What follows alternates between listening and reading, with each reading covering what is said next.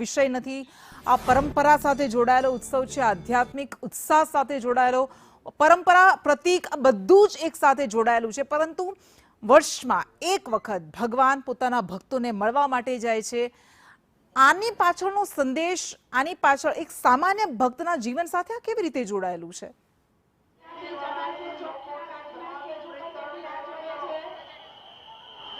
જો કોઈ પણ ભક્ત હોય તેની આશા અને અપેક્ષા એવી ચોક્કસ હોય કે તેના ભગવાન તેને સાંભળે, તેને એક વખત જોવે। અને આ જ એક એવો પ્રસંગ છે કે જેમાં ભગવાન પોતાના રાજ્યના, ભગવાન પોતાના વિસ્તારમાં લોકોને મળવા માટે જાય છે, લોકોને જોવા માટે જાય છે, લોકોના હાલ પૂછવા જાય છે, લોકોની સ્થિતિ કેવી છે તે જોવા જાય છે। અને આજનો આ પ્રસંગ એ જ દર્શાવે છે કે ભગવાન હજુ પણ નગરચર્યાએ નીકળી રહ્યા છે અને એ પરંપરા વર્ષોથી, સદીઓથી જળવાઈ રહી છે। અત્યારે જે પરંપરાને નિભાવવામાં આવી રહી છે તે પરંપરા છે બહુડા યાત્રા। આ બહુડા યાત્રાની અંદર એવું કહેવામાં આવે છે કે જેમાં સિંહ દ્વાર છે તે નથી ખોલવામાં આવતા। રૂકમણીજી છે તે સિંહ દ્વાર નથી ખોલતા અને તેના કારણે ભગવાનને બહાર રહેવાનો જ વારો આવે છે।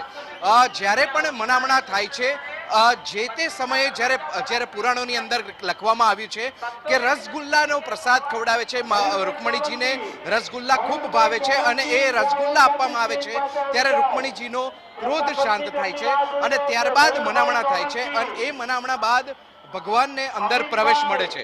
ભગવાનને જ્યારે પ્રવેશ મળે છે તેને બહુડા યાત્રા કહેવામાં આવે છે અને એ યાત્રાની અંદર તેઓ સીધા ગર્ભગૃહમાં નથી જતા, પહેલા તેઓ મંદિર પરિસર છે ત્યાં જ તેઓ રહે છે અને ત્યારબાદ તેઓ ગર્ભગૃહમાં પ્રવેશ કરે છે। આમ જે વર્ષો જૂની, સદીઓ જૂની જે પરંપરા છે, જે લોકવાયકાઓ છે, જે પુરાણોમાં લખવામાં આવ્યું છે તે પરંપરાઓને આજે પણ નિભાવવામાં આવી રહી છે। નગરચર્યાએ નગરના શેઠ જ્યારે નીકળે છે અને લોકો તેમને આસ્થાથી જોવે છે ત્યારે અનેક લોકોના દુઃખ હરાઈ જાય છે, અનેક લોકોના સપના પૂરા થતા હોય છે અને આ સપનાઓ પૈકીનું આજે પણ એક સપનું અનેક લોકોનું, અગણિત લોકોનું પૂરું થયું છે કે જેમાં નગરચર્યાએ જ્યારે નગરના શેઠ નીકળ્યા અને 18 કિલોમીટર લાંબી રથયાત્રા, 18 કિલોમીટર લાંબી યાત્રા તેમણે કરી છે। અમદાવાદ શહેરના વિવિધ વિસ્તારોમાં તેઓ ફર્યા છે, કોટ વિસ્તારોની અંદર તેમણે નગરચર્યા કરી છે અને આ નગરચર્યા દરમિયાન અનેક લોકોના દુઃખ હણવાનો, અનેક લોકોના તેમણે દુઃખ હણ્યા છે।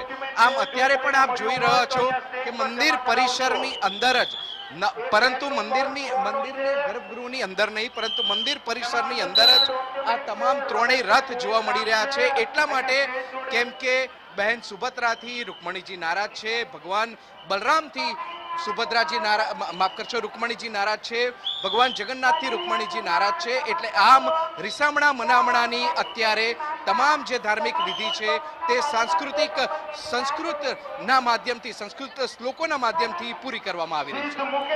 નિર્મલ, હા બિલકુલ આવીશું આપણી પાસે, આપણે આગળ પણ બતાવીશું અત્યારે, કારણ કે નિજ મંદિરે જ્યારે રથ પરત ફરી રહ્યા છે ત્યારે પણ એ ઉત્સાહનો મહાસાગર ઉમટેલો દેખાઈ રહ્યો છે અને ખૂબ સફળ રીતે વધુ એક રથયાત્રા અહીંયા પૂર્ણ થઈ છે।